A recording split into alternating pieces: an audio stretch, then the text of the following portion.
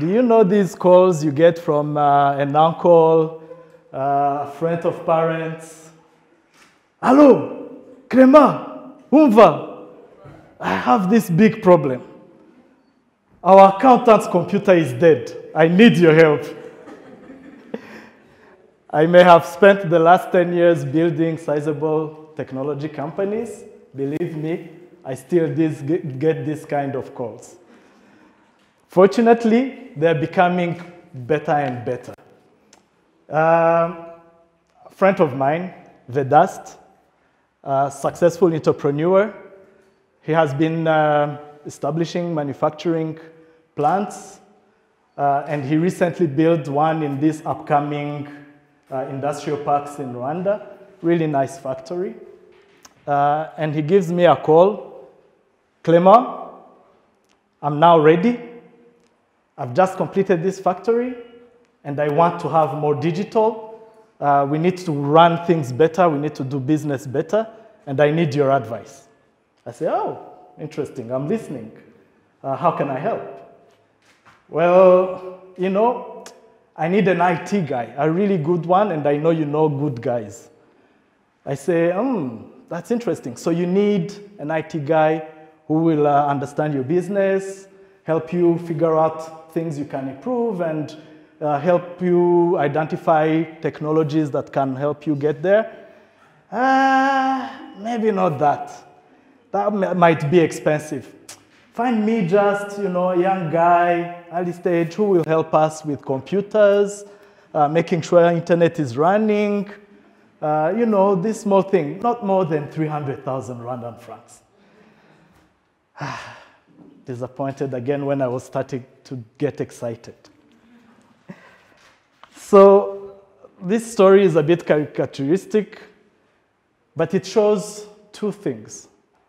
One, within this digital era, business leaders like Vedast understand and feel the need to onboard and to use more information technology in the way they do business. But second, they do not make the step. They do not make the real investment. They do not feel the real value to really making a real step towards using more information technology in their business. And by the way, it's not only business leaders like Vedast who are not non-tech savvy business leaders. Even tech entrepreneurs. I'm privileged to sometimes advise or invest in some early stage small technology companies. So in that regard, I sometimes receive calls or visits or meetings with entrepreneurs wanting to transform agriculture. And this young entrepreneur will come to me and start telling me, look, I've spent the last 3 months building this new app. It's going to allow me farmers to register themselves, and then they can register the crops that they're going to cultivate in the coming season. And then, oh, one more thing, it's integrated with mobile money, so they can receive payment instantly, and then they go through features. So again here, what I want to highlight is we have been set to think about digital transformation, starting from the point of the means that get us there. What is the technology? What is that software that we are going to put in place? Who is the IT person we are going to hire?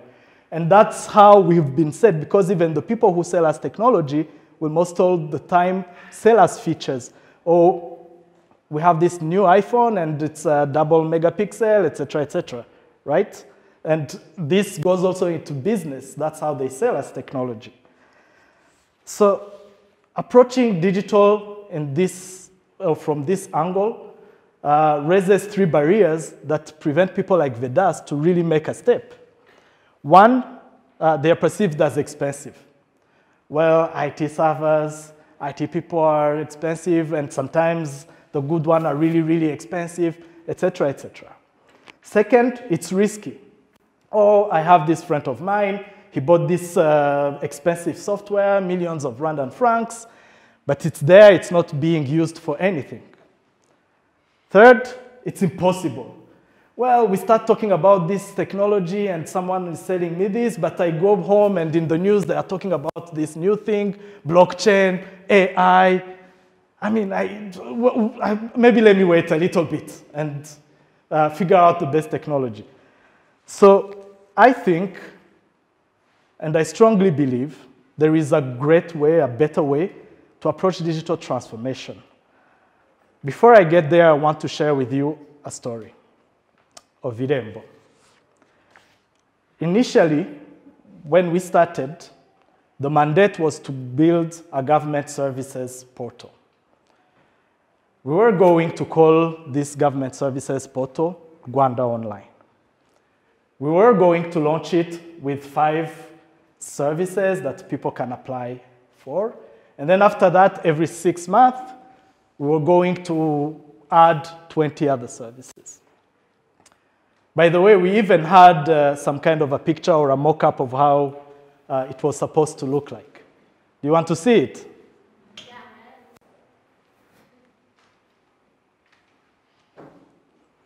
This was how it was supposed to be. Cluttered, lot of information, you know, difficult to make your way through the website. But we took a step back and said, but what's the actual process of all this? Making access to government service as easy, as fast, and as cheap as it can get. That's the actual purpose of doing anything like that. Forget the technology. So from that point, we started differently. First, we identified how we were going, or we defined how we were going to know that we are actually doing that. First thing we realized, or we were going to measure, was the number of trips people make to get a government service. The trip can be actually moving from a place to another, or it can be those calls you make to even figure out where the service is, right? Second, we're going to measure how much paper is involved for you to get a government service. Sometimes it's paper you need to type and print. It's already a cost. Sometimes it's another government service you need to get a paper from, so to go to apply for the thing you actually need. So some services had 7 or more trips and involved up to 6 government papers. Our goal became to reach 0 trips and 0 paper for any government service. We started with one thing, creating the brand, no technology involved. We created another name, Irembo. It means access, if I'm to translate. So it's access to government service. It's understandable, it's simple, and it would remove the first barrier you have when you think about government service. Think about government service, think about Irembo. Not calling people or so. This already removes a certain number of trips, right? Second, we started a call center. Again, it's not a website, it's not a fancy technology, it's something we know about, but we thought, let us first start a call center, put it out there, so people will start calling us and we will start to learn what services really matter for them. We started a call center with 6 people. Like in the following week, we had an average of 50 to 100 calls a day. Month or 2 months later, we were at an average of 300 calls a day. To date, the call center has about 1,000 calls a day. Then we deployed a network of agents. Agents would help citizens who do not have the digital literacy to figure out interacting with a website or a phone or things like that, to still find it easy and accessible to getting to government. Started with a few agents. We scaled them. Today, they are close to 2,000 agents. Again, this combine the brand, the call center, the agents. You have already removed at least any trip that only had the purpose for someone to even figure out what's needed to get that government service and where to go to get that government service. We eventually built also a website, but that makes it a little bit easier to find your way when you want to get a government service.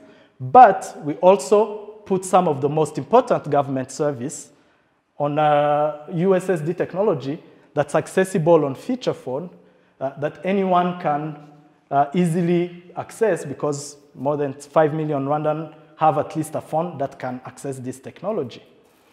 So instead of building a portal or a website, we ended up building 4 products, and each product contributing to getting us closer to the goal. And by the way, for us to scale each one of these products, we had to go back and improve the technology behind it. We started the call center where the call center agents were only typing responses in an Excel sheet.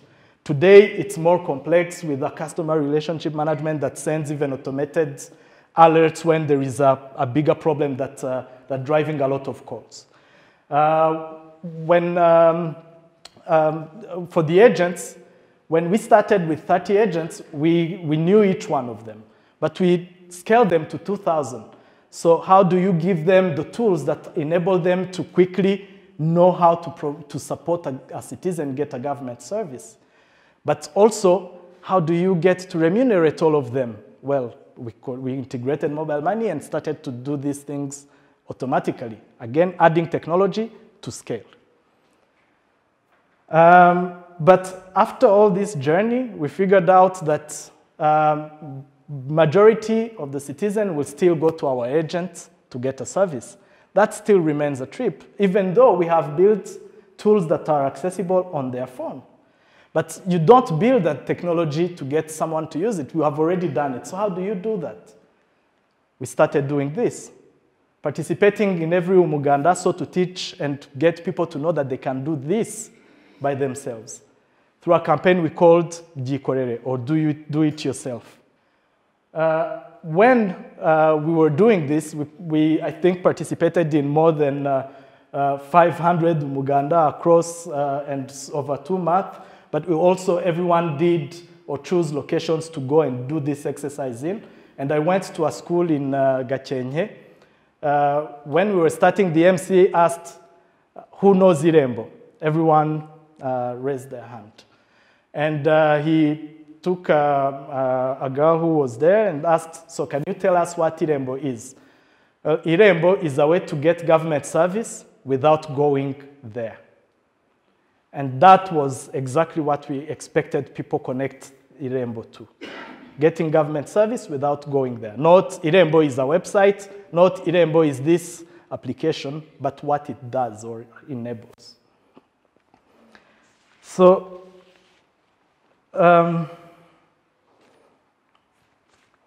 now my point here, and coming back to Vedast, is we should stop thinking or reflecting around digital transformation by starting the conversation around the means.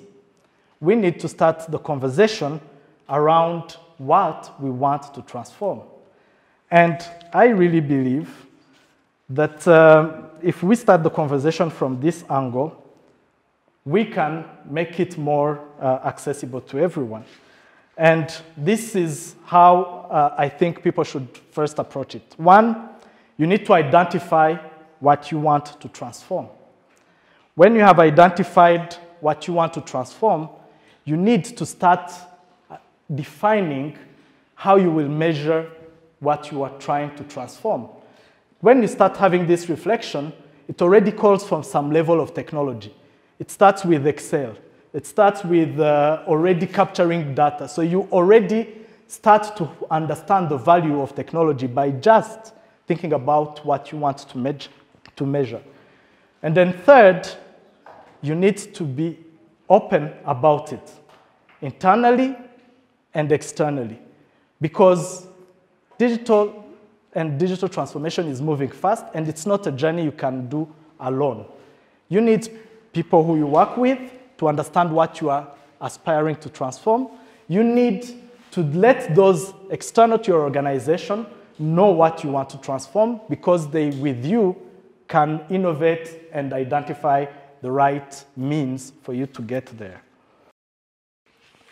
So, digital transformation is a journey. And this journey starts with what we want to transform. And from there, it becomes simple, affordable, and more importantly, achievable. Thank you.